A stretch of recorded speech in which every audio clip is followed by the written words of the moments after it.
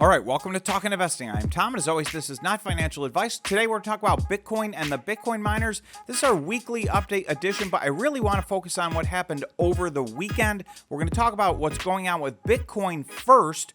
We'll get to all of our normal charts, what happened with the Bitcoin miners last week, what's happened with the Bitcoin miners year to date.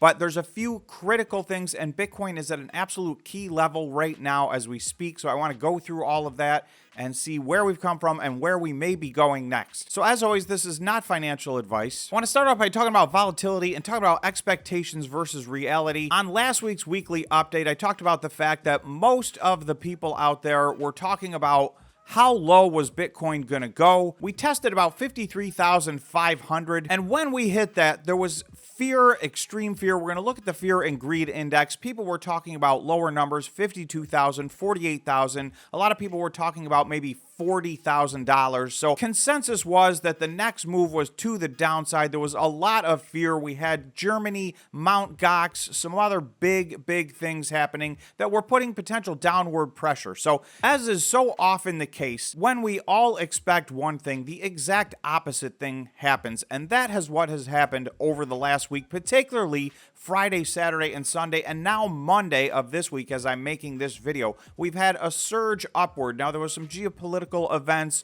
We had a situation in the United States that did seem to be a short-term catalyst. I would caution people, the news cycle is very fast. So as these things happen, we may get short pushes up and down, but I think it's important to stay more focused on the longer term trend and what's happening with Bitcoin. Right now, Bitcoin finds itself right at a line of potential resistance that it could flip into support. So we are at a critical point, and it's worth noting, Bitcoin ran up over $5,000 over the weekend. From the time the U.S. equity markets closed on Friday, Bitcoin was sitting at around 57,600. It's up over $5,000 from there as I'm making this video Monday morning. So obviously it was a very good weekend. There was a technical breakout. We talked on the Friday live stream that it looked like the technicals were setting up for a short-term breakout. We'll take a look at a few of those reasons. We did have some good news happen last week. We had some more good news happen over the weekend. So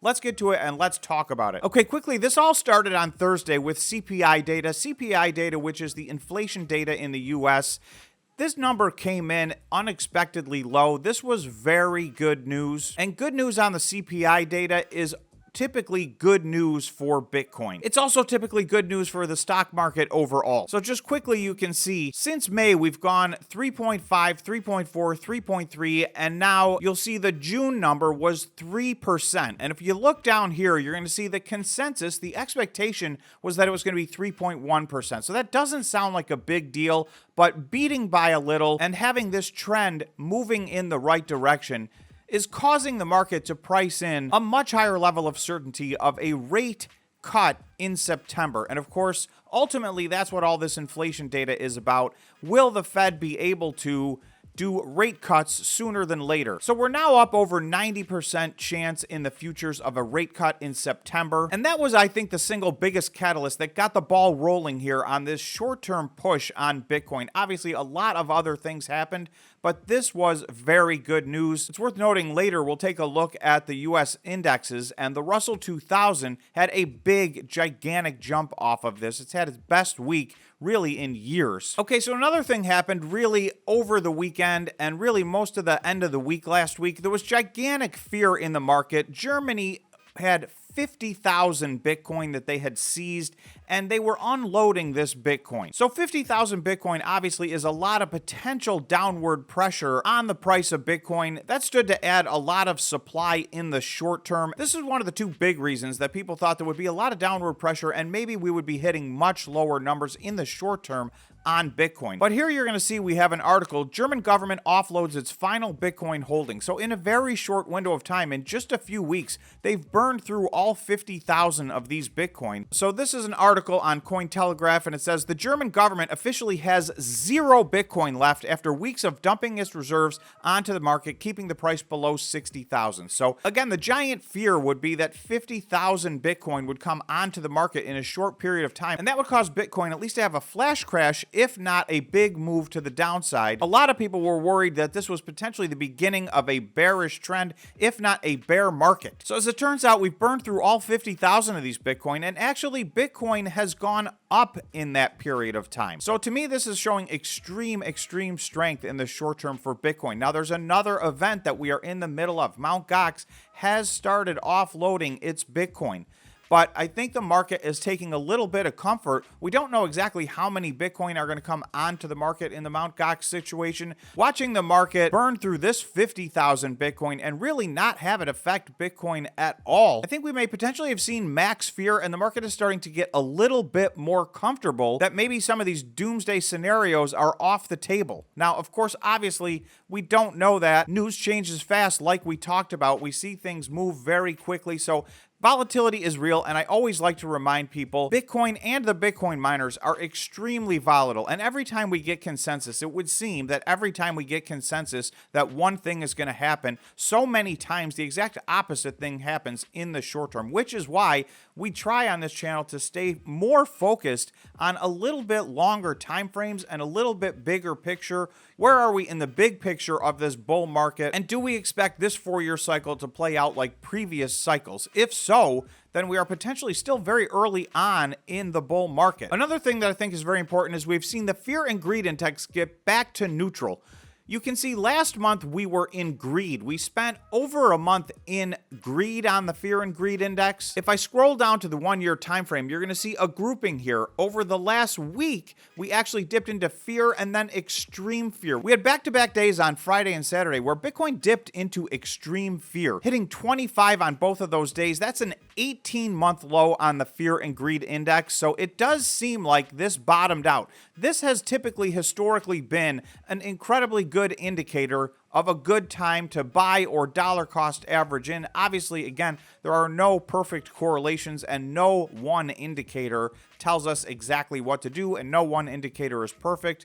But you can see from this bottoming out, we've actually doubled on the fear and greed index. We've gone from extreme fear back into neutral. So things seem to be moving in the right direction. So let's quickly take a look at the Bitcoin chart on the 1-day time frame. We are now 4 green days in a row. This was Friday. Saturday, we had a big green day. Sunday, we had a big green day. And now it's Monday, and this is the biggest green candle of all of them so far. We are very nearly at $63,000 as I'm making this video. I've just drawn in a crude yellow line here. You can see there's a pretty significant line of resistance. This dates back to June 24th, so this is about 3 weeks ago. And you'll see there's a grouping right here and then another one right here, just somewhere between these two lines at $60,000 and $62,000.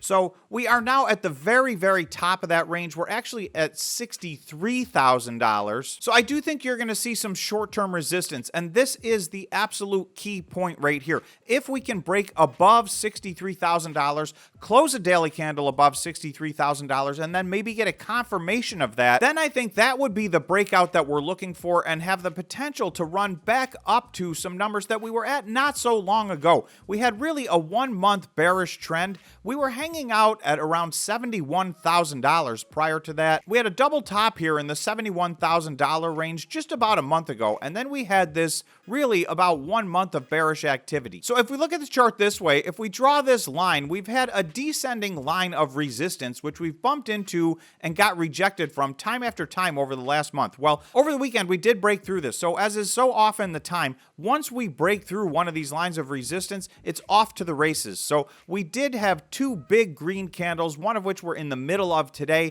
and you can see this gets us all the way back to this line that I was talking about. So I do think we are at a tipping point here. We are either going to get rejected from this line and maybe take a little bit longer to have our move to the upside, or if we can possibly get through this line, there's the potential for this run to continue. So we're kind of at a short-term inflection point. None of this changes my opinion in the long-term big picture that we are still very early in the bull market. market. Typically, Bitcoin doesn't peak out in its bull market until at least a year after the halving. So we do have an awful lot of time left to run up from here. Obviously, just because that's what's happened in previous cycles, that does not mean that's what's going to happen in this cycle. Nobody knows the future, but there's a lot of indications that this does seem to be playing out in a similar way to previous cycles. We spent a lot of extra time on Bitcoin, but Bitcoin has had a really big move over the last several days. So it's worth noting, as I'm making this video right now, Bitcoin is up over 9% from where it was when the US equity markets closed on Friday. So that is a gigantic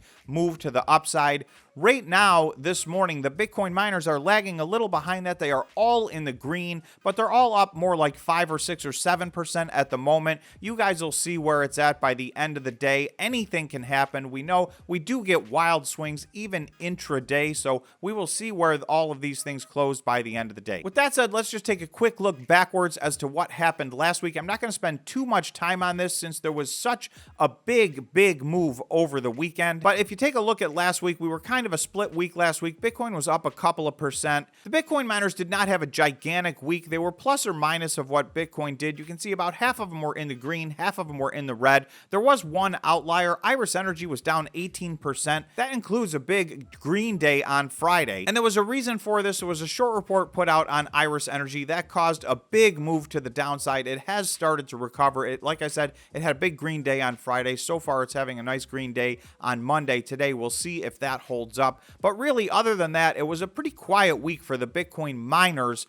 last week. Having said that, if we take a look at this chart, this is really now about a 3-month chart for the Bitcoin miners. In that 3 months, as of last Friday, Bitcoin was down 8% in that period of time. It's worth noting now here Monday morning, Bitcoin's all the way back to zero. So it made up all of this 8% over the weekend. But in that time, you'll see every single one of the Bitcoin miners that we follow, and we are now following the 12 large Bitcoin miners on this channel. They were all in the green. Some of these were up double or triple or even close to a quadruple in the case of Core Scientific. So big moves over the last 3 months for the Bitcoin miners. A quick look year to date. Again, the Bitcoin miners are getting healthy year to date for the most part. TeraWulf up 121% year to date versus as of Friday, Bitcoin up 37%. So Bitcoin is way off of its highs, but still having a really good year. And again, we had a big move over the weekend, so it's now much better than this. But you'll see TeraWulf up 121%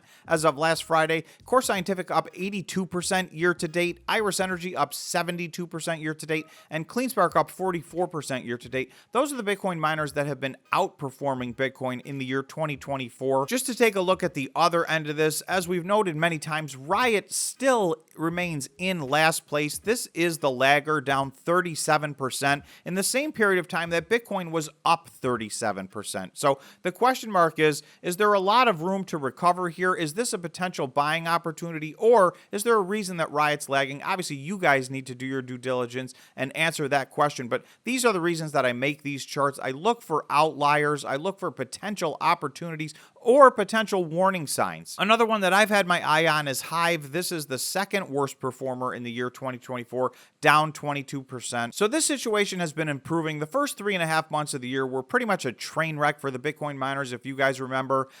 At that point, we were following 19 Bitcoin miners, and as of April 16th, 18 of the 19 were in the red on the year, even though Bitcoin was up about 60% year to date. So you can see, since then, the Bitcoin miners have been behaving much better. Hopefully, this trend continues. Lastly, I just want to take a quick look at the major U.S. indexes last week. So you can see, like I talked about, the Russell was up 6% last week. Over half of that was in just one day, on the day the CPI data came out, which is the U.S. inflation data. So this is one of the first weeks since I've been doing this that the Russell 2000 was the best performing index out of the U.S. indexes. On the next chart we'll take a look at real quickly, the S&P 500 and the NASDAQ have been on fire. They've been dramatically outperforming the Russell in the year 2024 and really in the last 3 full years. So with CPI data doing what it's doing, with the potential for rate cuts happening, this is what we've been looking for. Is it time for the small caps, for the Russell 2000s? Really, all of the Bitcoin mining companies fall into this category. Potentially, there's some early signals that we may be finally moving into more of a risk-on environment, which would be good for Bitcoin. It would be good for the Bitcoin miners. It will be good for the Russell 2000. So still very early. We need a lot more data points to happen to confirm these things, but all of these things were a good, nice step in the right direction. Having said that, if we look year to date, you're going to see the Russell is up about 6%. That entire move was just this last week, so the Russell was at 0 year to date prior to this, versus the NASDAQ up 22%. The S&P up almost 18%. Both of those have been hitting and did once again hit a new all-time high last week. They did not close at their all-time highs, but it was another week where they hit a new all-time high in the middle of the week. Leading the way are the cryptocurrencies. Bitcoin was up 37%.